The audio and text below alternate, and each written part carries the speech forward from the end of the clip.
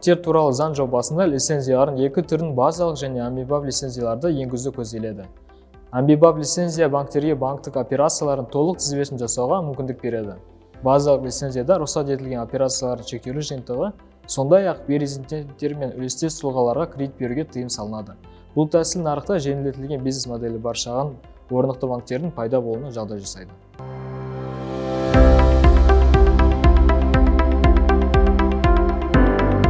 Базалық лицензиясы бар банктер үшін қызмет ауқымы бойынша негіздемелік шектеулер енгізіледі.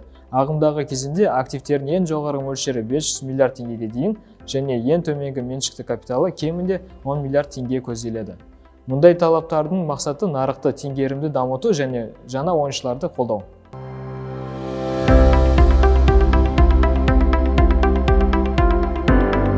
Базалық лицензиясы бар банктер үшін жеңілдетілген пруденциялық нормативтер және жеңілдетілген қадағалау режимі көзделген. Жекелеген көрсеткіштер бойынша талаптарды төмендету, инспекциялардың жиілігін қысқарту және есептік көлемін азайту жоспарлануда.